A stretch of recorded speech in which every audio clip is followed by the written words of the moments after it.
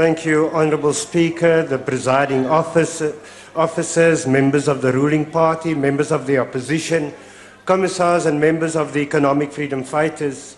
Of the utmost regard for all of you, many of you, your sacrifices, your contribution to democracy.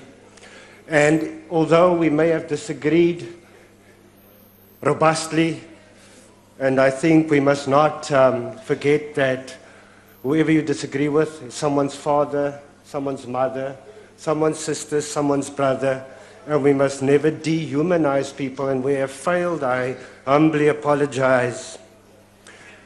This EFF has served this beautiful country while the ANC has led it.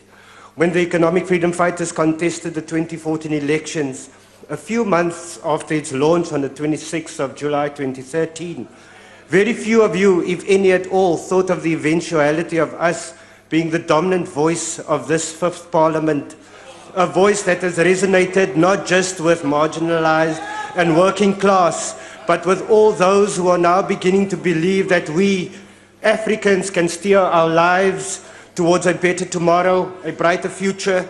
We remain unapologetic in our approach as black and as African people. We are not another ANC whose 1917 constitution starts off as we, the loyal subjects of the British Empire.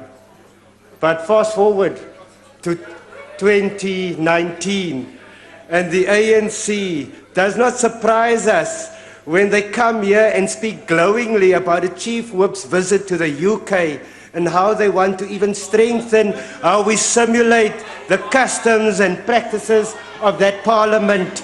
There is not a week that goes by that South Africans will not be subjected to a quotation of some or other British author. Africans must entrust their futures with people who are not ashamed of their Africanness. In his book, Things Fall Apart, Chinua Achebe, the Nigerian novelist, writes, "The white man is very clever. He came quietly and peaceably with his religion. We were amused at his foolishness and allowed him to stay.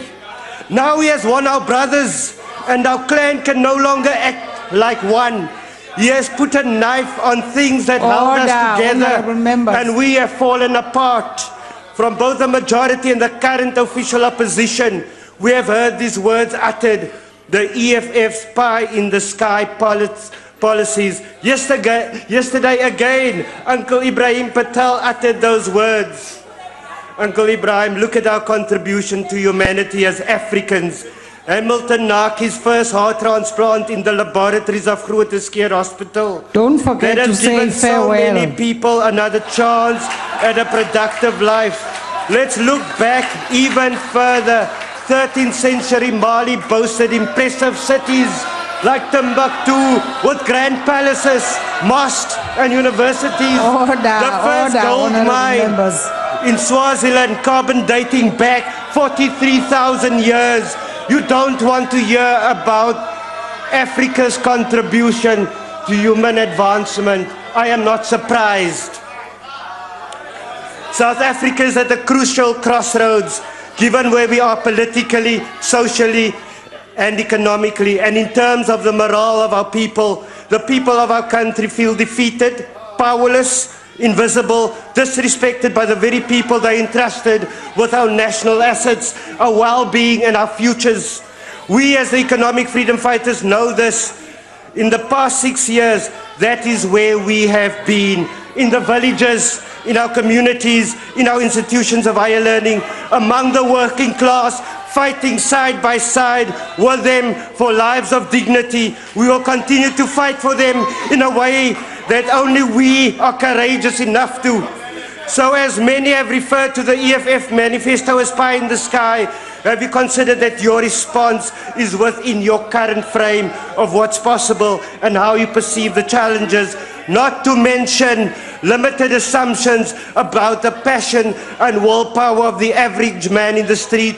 Have you considered that you underestimate the power of solidarity and willpower of the people to live in our context, the country with the greatest level of inequality in the world, thanks to you. Mainly, I appeal to fellow South Africans, young, old, from every walk of life, to open your hearts, your minds, your spirit, to embrace a new way of thinking, a new way of being, to a society defined by solidarity and hard work, where a spirit of equality and humanity reigns supreme, and entrust the economic freedom fighters with your vote on the 8th of May 2019. Honorable Goodbye, Paulsen, ANC. farewell. Thank you very much. EFF.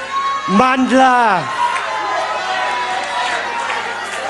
The Honorable Chief Whip of the Opposition.